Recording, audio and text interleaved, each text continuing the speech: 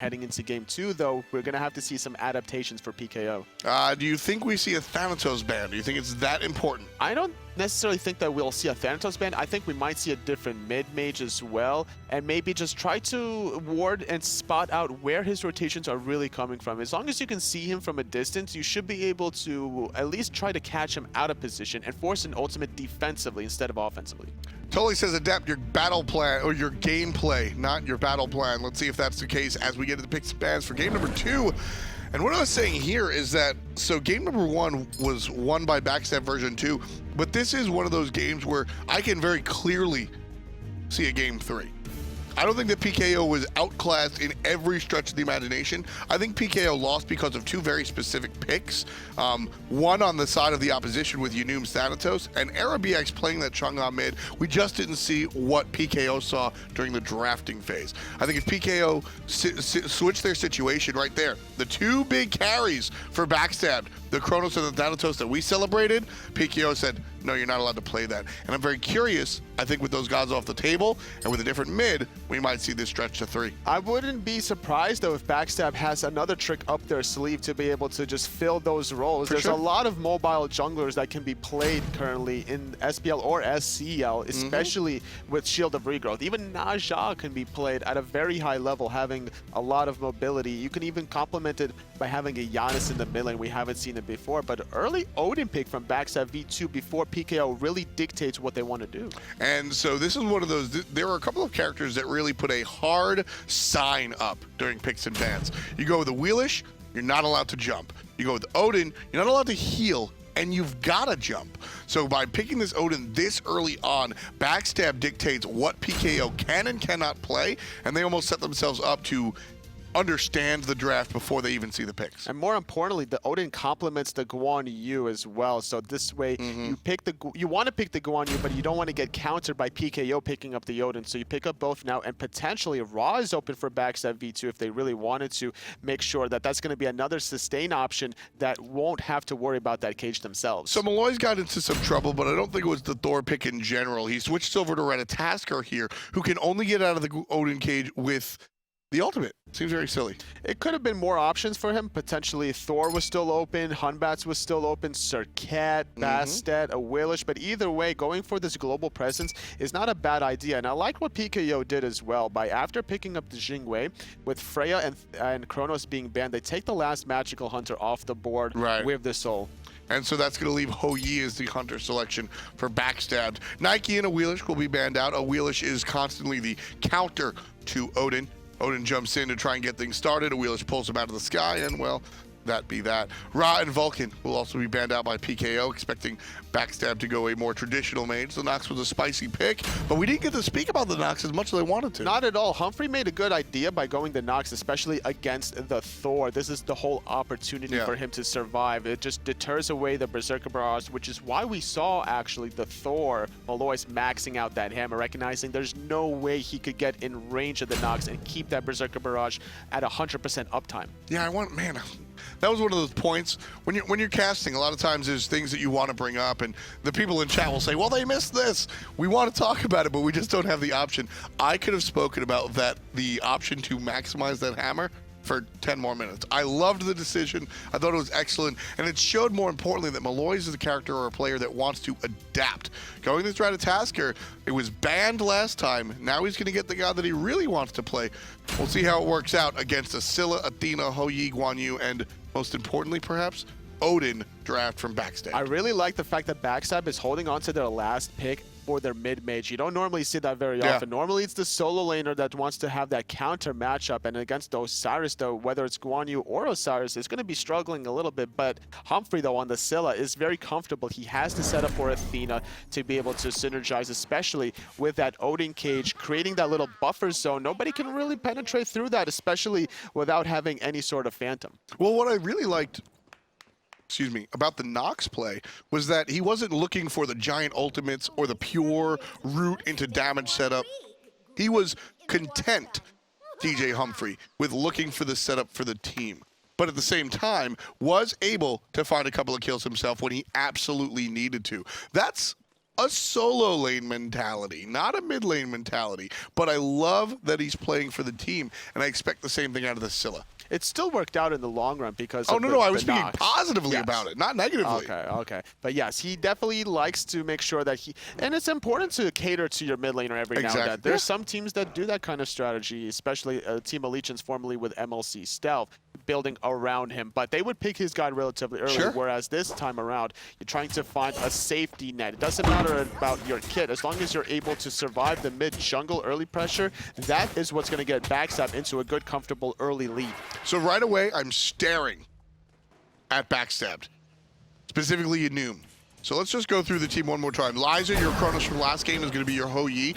The support is now going to be on the Guan Yu that perhaps you expected to be in the solo lane. The solo lane is going to be Odin that perhaps you expected to be in the jungle, but it's going to be Yenoom on the Athena, which is very important. Twofold.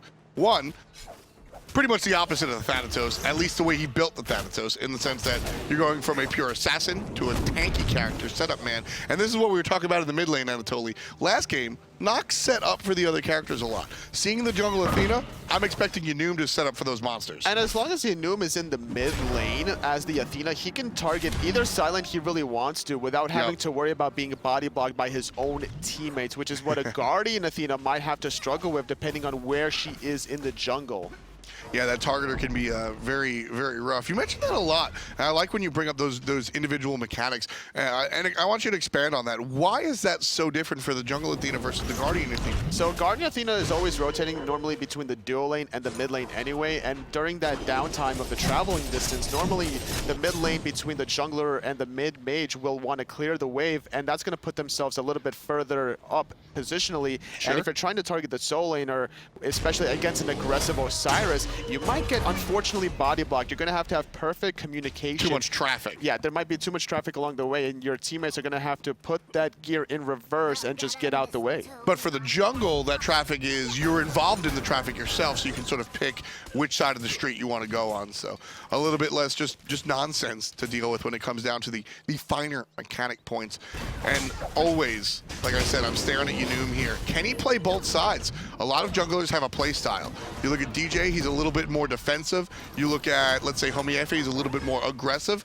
Can you do both? That's exciting. You're going to have to do both, especially against how aggressive Eribiiax is on the soul. We saw him having to pop that meditation on the side of Fabulous just to survive a little bit longer. And look how aggressively pushed up PKO is. They're not deterred as to their last game, but Instinct! The rotation out of the level 5 Odin. Maloaise doesn't have the ult, can't get out, gets put down. Lyzurr's rotation drops the suns on him and completely suns the opposition. Maloaise goes down for the count. For first blood. But he makes the rotation, the Hu-Yi Lyzurrr, but he misses out on a whole wave in that duo lane, and that's going to be very problematic, especially this early on before the boots really come online. Well, with the 500 gold bounty for first blood, the team is still behind, technically. Right? You were looking at a 66. It's a tie game for all, but you shouldn't be tied after getting first blood. No, you should not be tied, as well as the Odin making the rotation, Osiris stayed, so both of your side laners got the golden experience that they really wanted to. Odin and the Hu-Yi made the rotation, which is always good team-wise, but what are you getting off of this first blood? Yeah, sure, you're getting a little bit of gold bounty, but you're not invading anything realistically off of this. I'm going to channel a little bit of your good friend Drybear. At what cost? Is that first blood? Was that first blood, as we see Backstab down a couple hundred gold there, was that first blood actually a positive? I think that first blood winds up being negative. First blood is always a positive, obviously, but I don't think that they necessarily needed Lyzurrr and Instinct for that rotation. I think Lyzurrr should have been able to just sit back and farm, wait for his power spikes before he makes these kinds of rotations, especially against a Jing who's always going to be sitting in lane and bouncing between the laning phase, the red buff, the boars, and her back harpies, never leaving that laning phase until the Gold Fury starts getting contested. Yeah, so by splitting that first blood, by having 5 players over there losing the farm, in all honesty, totally, I think it winds up being overall net negative. Well, it doesn't hurt them in the long run, but they didn't maximize their potential for it, obviously. The only positive I see by taking that first blood is the fact that PKO can't get it. Yes. That's, Pretty much. And that's, I guess that's worth talking about. 3-man split of the back Harpies, also probably not as efficient as you want to be. You also talk about potentially denying Maloaise a little bit of golden experience during his downtime resurrection, Sure, but that's a big he's one. actually hit level 6 before Yenoom did, so slightly ahead and able to out-rotate this jungle Athena. Worth noting, Athena does have the Wrath available. Fafnir does as well, so it'll be a battle of the Wraths, even though I think at the end of the day, Backstab probably has a little bit of extra oomph because of the Scylla versus the Soul. And more importantly, it's going to be the Doom Orb onto Humphrey, trying to snowball this lead on the Scylla. And this is a great idea because you have the constant setup from this Athena dash taunts anytime you really want to from that jungle position. So we could see once the Scylla hits level 9, maxes out the crush, and if she saves a skill point at level 8 to get the second point into I'm a Monster, that could be another kill opportunity for them. Humphrey's in trouble. Humphrey is already dead. Eribiiax cleans things up and ties the game. It's 1-1. Still not done yet. Here comes Echo with the slow and the stun, and he's gone with the God of the Sun. Eribiiax gets 2 in the engagement.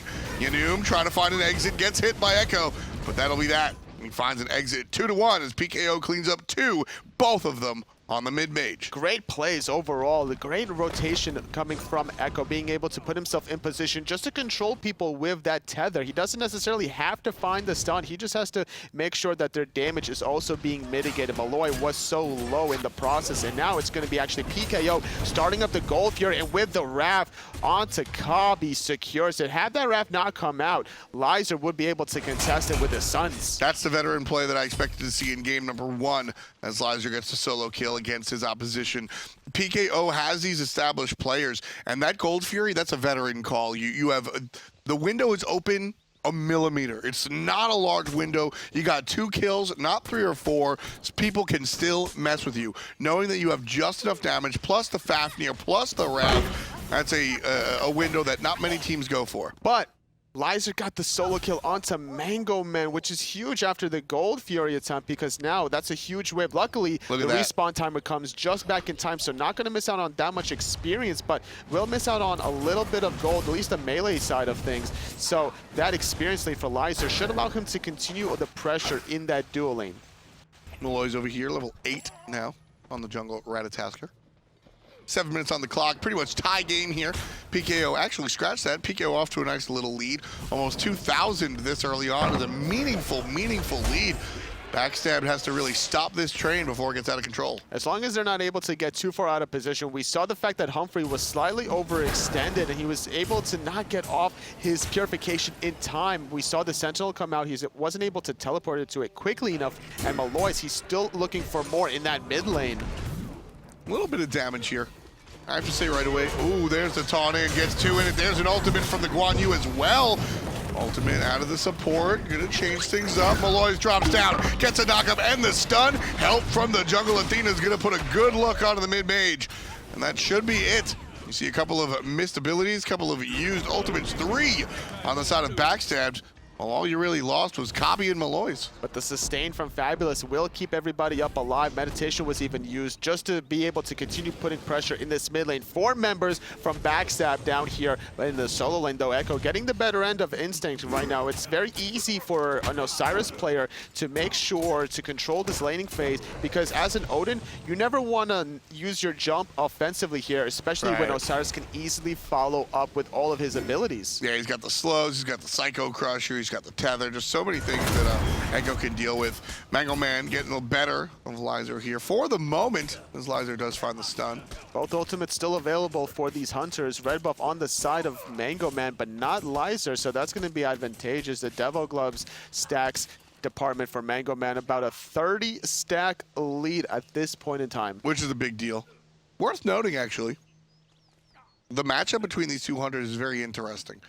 I think that pure basics is probably balanced out. You got Mark of the Crow versus the crit bonus from the wider shots out of that one, explosive bolts. How do you feel the ultimates work out? Because you've got an escape, but whoever ultis first is not going to really get the better end of the trade, obviously. Mango Man wants to save it defensively to survive the Suns, and vice versa. Use the Suns if the offensive ultimate from Mango Man comes out, so that way you really punish the Jing for getting a little out of position. But look how out of position Echo is. Normally, soul laners only do this if Gold Fury is up, so that way, even if there is a rotation in that soul lane, your team will at least capitalize by getting the Gold Fury, but Respawn's not coming for at least another minute and a half. Well, Echo knows that Maloaise wants to jump into the middle lane and take down DJ Humphrey. Fabulous is going to fall off the horse, and he's going to fall off a lot more if the team can catch up. PKO can find closing the gap easily.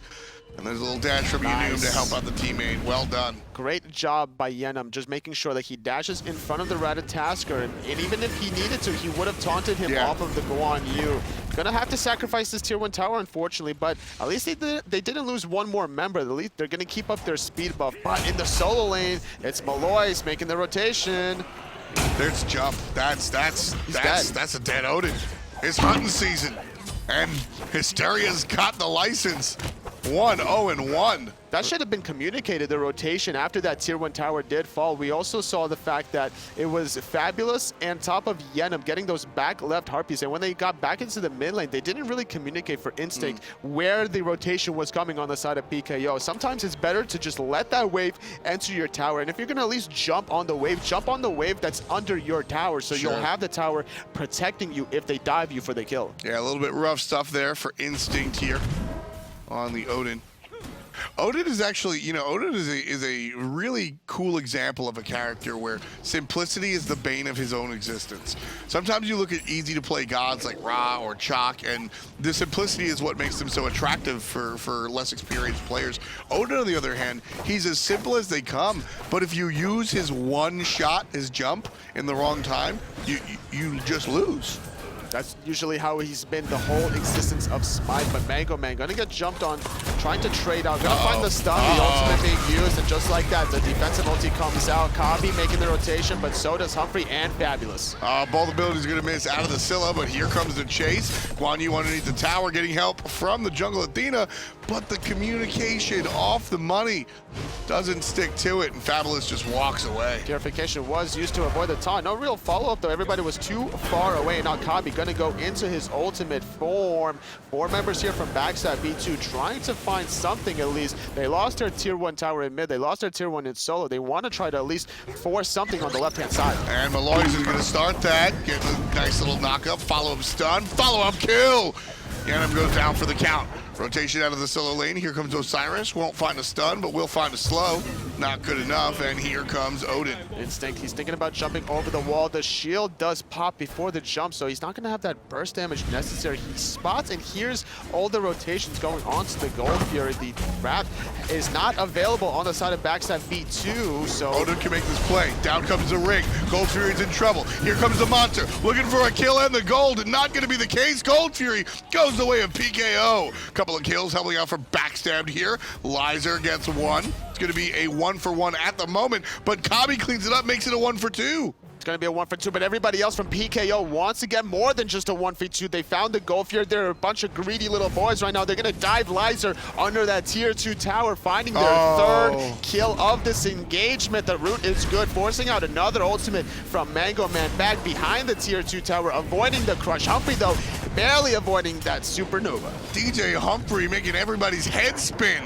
Just turning around, dashing, waiting, just hanging out. And nobody on PKO can find their abilities on the young mage. Down it goes, but more importantly, down goes the Gold Fury. 13 minutes on the clock, and PKO have a large 7,000 gold lead. And this was just a risk being used by Backstab in terms of their god compositions as well as their itemizations. We saw Yenoom trying to help out DJ Humphrey for the most part, and because of that, we saw the early Doom Ward, which never really worked out in the Scylla's favor. They didn't find the kills that they needed to. Every single time that Yenoom went in, he really got deterred by a lot of the actives. The relic choices was deterring everything, but now Humphrey yet again the focus of attention. And Yenoom comes through, ulting probably the wrong target. Thinks he wanted the mage, but unfortunately got the Guan Yu. Fabulous uses meditation to get himself up and his teammates. Yenoom's still here and wants to fight, but he doesn't have enough damage, and he doesn't have any follow-up from his friends either. So Kind of just a raw situation. Instinct wanted to find the kill onto Maloaise, but a great shot from Echo. Going to keep him busy one-on-one. The Ama Monster, though, wants to find something in the mid lane. Going to force out the Sanctuary. At least Instinct, though, is going to jump over the wall, making it very tricky for Soul to figure out what she wants to do. Echo is going to corral the mage. Meanwhile, Terra Fabulous is going to get the kill on the Eribiiax, dodging away from the Jing as she makes her rotation. Here comes the heal. Echo does finally clean up one, and there's help from Maloaise cleaning up the other. Yenoom falls down to the wayside. It is a 1-for-3 as PKO finds themselves on top of another situation. They really wanted the Soul. They got it, but like you mentioned before, at what cost? Instinct's jump is down. He should be the 4th victim of this team fight. He's going to get stunned down. Mango Man with his ultimate. He's going to jump onto that tier 2 tower. Maloaise is here finding Lyzurrr. This could be a deicide. Where you going, Odin? Where you going? Correct answer? Nowhere. CobbY gets the kill. Bad luck 13 for PKO, and they're leading by 8K. Totally question. Surrender now and move to game 3. At this point, you should still be able to talk things out a little bit further. And honestly, there is a lot of comeback potential because you had the sustain from Guan, you on Fabulous, you had the damage onto Humphrey, but I think this could snowball a little bit out of control for PKO in order for Backstab to get into that position to come back. The reason I ask that is that Osiris, much better late game than Odin. You're looking at the Yenoom versus Maloaise, which honestly will wind up being a wash. I think Eribiiax versus Humphrey. Scylla's a better late game character than Soul, but the way Soul has been controlling the situation combined with the Fafnir, it's just too much trouble, I feel like, for Backstab to really deal with. But you made a good point. You can still talk this through. And you mentioned this a lot. I want you to bring this up for the SEL viewers at home. This game, let's pretend like this game is already over. You've mentioned the fact that there is comeback potential. Even when the writing is on the wall and the game is over, you don't want to surrender all the time. Not at all, especially in a best-of-3 set when there's opportunities to just talk out what early game problems you had, because between games you have a certain amount of time to be able to get in the game started, so you might as well use this time to really discuss strategies for the next game, whether it's going to be picks or bans, rotations, itemizations, god selection, it just doesn't matter. Instinct again in some trouble, gets help from Yenoom, but this is a 14 and level 10 Athena facing off against, well, a level 15 jungle rat. He's gonna tail whip and clean up at least one here. Yenoom is gonna fall down to Maloaise. Great offensive plays coming on the side of PKO. They're extending their kill count marker to 15 as they dive that tier 2 tower. Humphrey, though, barely able to escape that one. He'll get out this time. For now. But he's fallen down 3 separate times. Mango Man going to take the split push and honestly take the fight with his Odin. If Odin wants to fight this Jing, I think Weezy's feeling totally fine about it. Love the two basic attackers here are able to split push left and mid and be totally fine. And that's the surrender. That's the surrender you were talking about.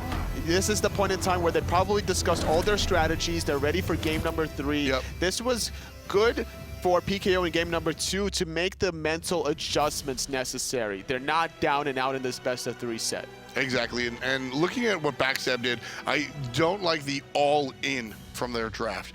With characters like Odin and, well, maybe just Odin, you have to win. There is no option. If you don't win early, you just don't win most of the time. And so in that sort of situation, you're just not allowed to really fall back like we saw them. The Athena Scylla was a good job in terms of execution in paper, but not on the actual battlefield. They never had the opportunities to really allow Humphrey the snowball potential that they got. Yeah, it was a little bit rough. We're going to be bringing you game number 3 in just a couple of minutes. Stay tuned. Hi-rez TV will be right back with some more Smite action.